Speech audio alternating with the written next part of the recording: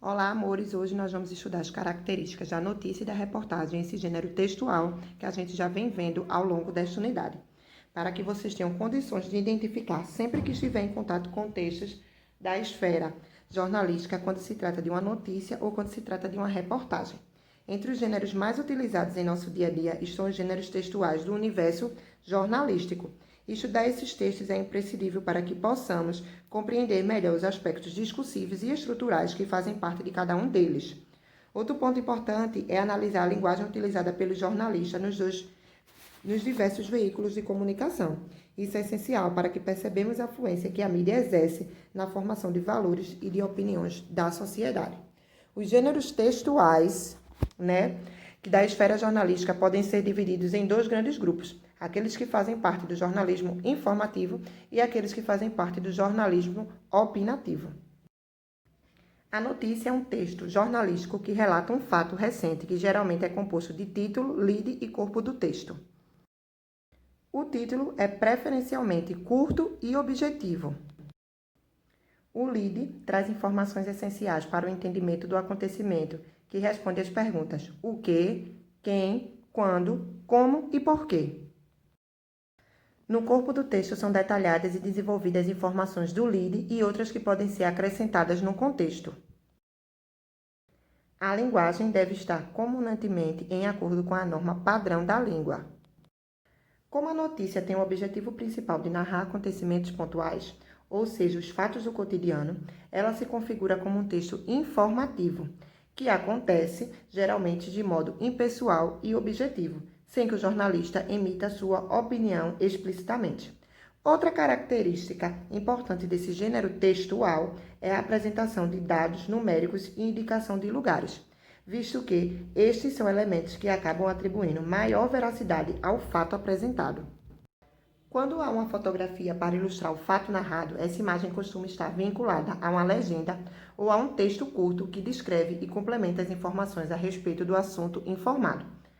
O título de uma notícia costuma apresentar os verbos no tempo presente, já o corpo do texto pode apresentar os verbos em tempos alternados, dependendo dos fatos relatados. Na notícia, o discurso predominante é o indireto, ou seja, o jornalista é quem fala pelo entrevistado, quando este é mencionado no texto por meio de verbos chamados de sende, que são os chamados verbos de dizer, aqueles que apresentam as falas como afirmar, declarar, responder e etc. Trata-se de um texto que circula em jornais impressos e digitais, divulgando fatos de interesse coletivo, voltado para os mais diferentes tipos de público. Agora a gente vai ver a notícia, tá? Olha só, vamos ver esse exemplo de notícia aqui. Diz assim: material sobre experiência de política pública voltada à educação integral é disponibilizado online. Tem um olho. Vídeos e livros trazem a concepção da proposta implantada em Minas Gerais e exemplos de práticas com foco no estímulo à participação dos jovens. A redação é de 8 de dezembro de 2017. A experiência de implantação de política pública voltada à educação integral para jovens do ensino médio, iniciada há 3 anos no estado de Minas Gerais, está sendo compartilhada por meio de vídeos e livros online, destinado à formação de educadores. Produzido pelo Núcleo de Juventude do SEMPEC, o material traz a concepção da proposta e exemplo de práticas com foco no estímulo à participação dos jovens. No material, que inclui o livro Itinerário para as Juventudes e a Educação Integral em Minas Gerais, parte 1, concepções e metodologias, e 3 vídeos, são apresentadas informações sobre estratégias de escuta, experimentações, explorações de território, produções juvenis, encontros públicos e formações de gestores e educadores. O material está associado aos conceitos do programa Jovens Urbanos, Fundação Itaú Social, coordenação do SEMPEC. Está disponível em revistaeducação.com.br, tá? Foi acessado em 27 de dezembro de 2017. A reportagem é um texto jornalístico que, além de apresentar elementos da notícia, expõe outros que não são encontrados nesse gênero. Além de relatar um fato ou um assunto como a notícia, ela também analisa o que está sendo apresentado, com o intuito de proporcionar ao leitor um conhecimento maior sobre a questão abordada. Na notícia, a única voz presente é a do repórter. Já na reportagem, é comum observarmos a polifonia. que é a presença de mais de uma voz, pois nesse gênero da esfera jornalística podem existir elementos como entrevistas com testemunhas ou com especialistas, por exemplo, permitindo que o jornalista, ao apresentar outras vozes no texto, isente-se de determinadas informações. Por ser objetiva e imparcial, a notícia não precisa ser assinada pelo repórter. Já na reportagem, que é elaborada com base em uma visão mais pessoal e por meio de uma narrativa mais demarcada, a assinatura do repórter é essencial. Em relação aos meios de divulgação, que são os suportes, a reportagem costuma circular mais em revistas ou em edições específicas de jornais. Isso porque esse gênero tem uma estrutura mais complexa, resultando de uma investigação muito mais cuidadosa do jornalista. Na reportagem encontramos manchete ou título, elemento primordial para despertar o interesse do público leitor, que não precisa destacar o fato central, pois isso pode aparecer no subtítulo, linha fina ou olho. Depoimento para dar credibilidade ao fato ou ao assunto informado por meio do discurso direto, para diferenciar o texto do repórter do texto do entrevistado. Verbos de elocução, que são aqueles que acompanham as falas dos entrevistados e auxiliam na compreensão do modo de expressão, isto é, na percepção do tom de voz ou da atitude do declarante. Exemplos: afirmar, argumentar, replicar. São recursos visuais que podem destacar, resumir ou ampliar as informações veiculadas na reportagem. Preocupada com o público-alvo, mas de acordo com a norma padrão da língua. Já a reportagem diz assim: a importância de Paulo Freire, a atualidade do pensamento pedagógico transformador do educador brasileiro, mais conhecido no mundo, Lisete Arelaro, 22 de maio de 2015. A atualidade do pensamento de Paulo Freire vem sendo atestada pela multiplicidade de experiências que se desenvolvem, tomando seu pensamento como referência, em diversas áreas do conhecimento e em diferentes países do mundo. Intelectual chamado de educador popular, Paulo Freire é o professor brasileiro mais conhecido no mundo. Foi criador de uma teoria epistemológica de aprendizagem que grande parte das publicações denomina de método Paulo Freire, e é também o cidadão brasileiro mais condecorado do país. Foram 39 títulos de doutor honoris causa, 34 em vida e 5 em memória, e mais de 150 títulos honoríficos ou medalhas. Em 2012 foi declarado patrono da educação brasileira, por meio da Lei Federal número 12.612, de 13 de abril de 2012. Paulo Freire escreveu mais de 20 livros como um único autor e 13 em coautoria. Seu livro mais importante, Pedagogia do Oprimido, foi traduzido em mais de 20 idiomas e somente em inglês já foram publicados 500.000 exemplares. Seu livro, Pedagogia da Autonomia, Saberes Necessários à Prática Educativa, vendeu mais de 1 milhão de exemplares. Seus livros são comercializados em 80 países, podendo-se afirmar, em razão disso, que ele é o educador brasileiro mais lido no mundo. Tal projeção confere ao conjunto de suas produções o caráter de uma obra universal, que vem sendo destacada na literatura, nos depoimentos de importantes autores em diferentes países e no crescente número de pesquisas que se referiram na matriz do pensamento de Paulo Freire.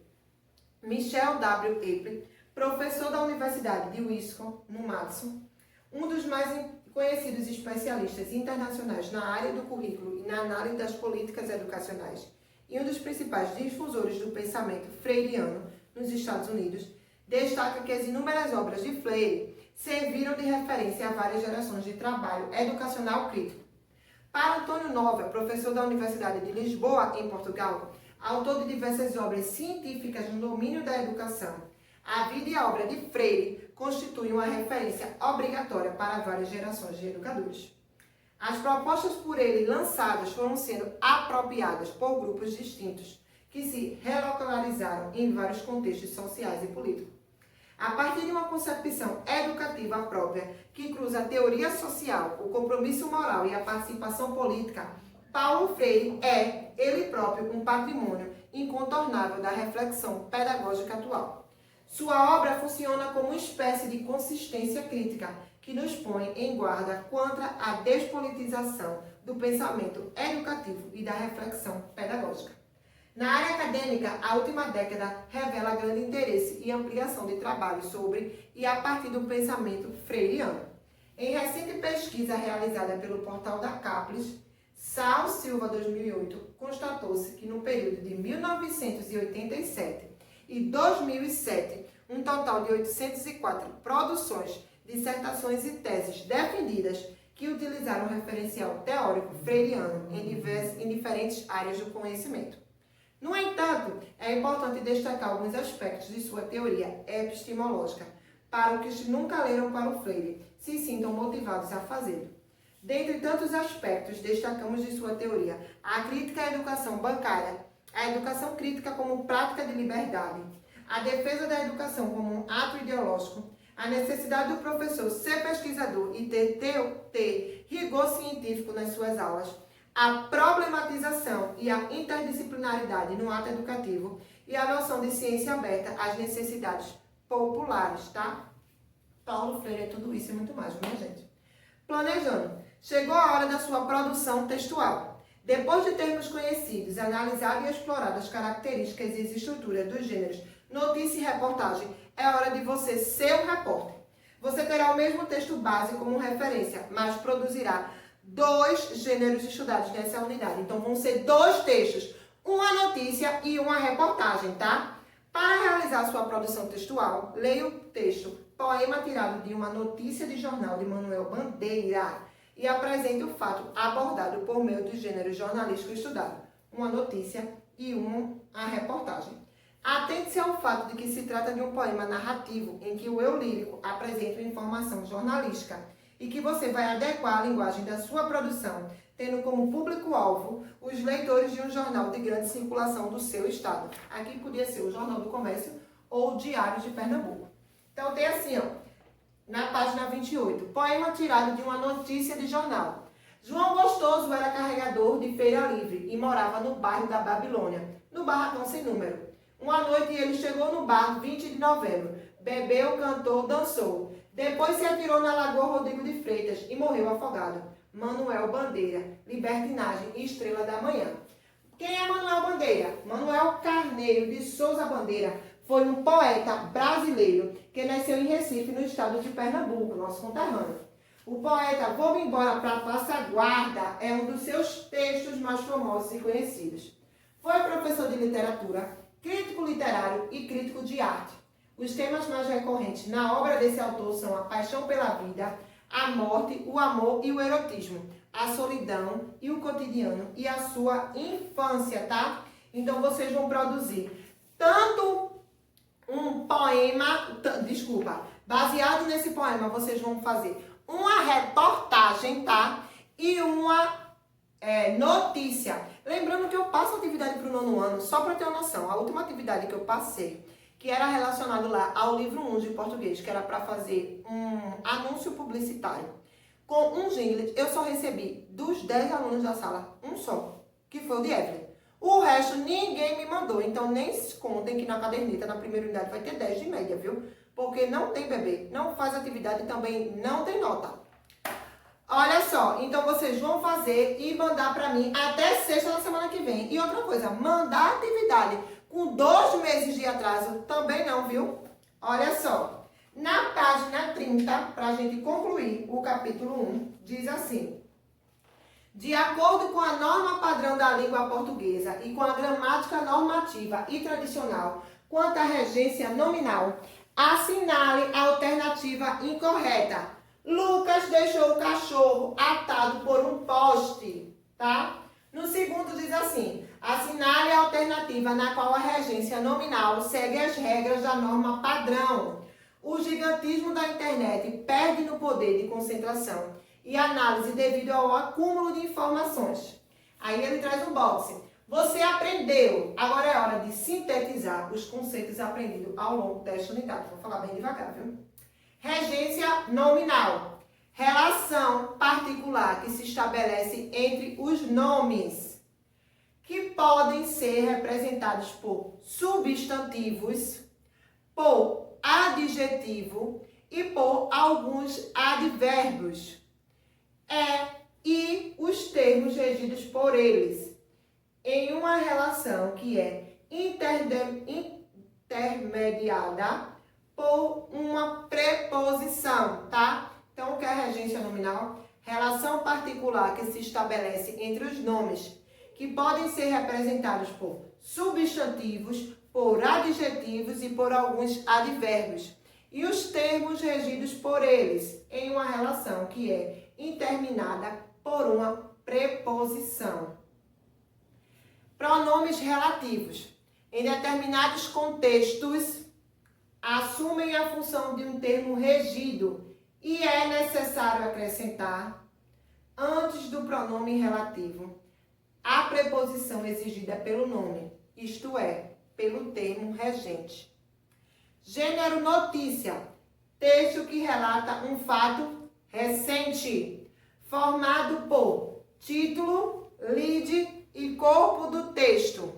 O título é geralmente curto e objetivo. No lead são respondidas as seguintes questões: o que, quem, quando, como e por que, aí separado e com acento, tá? Gênero reportagem. Na reportagem, geralmente encontramos a manchete ou título, elemento primordial para despertar o interesse do público leitor. Os depoimentos servem para dar credibilidade ao fato ou o assunto informado, tá?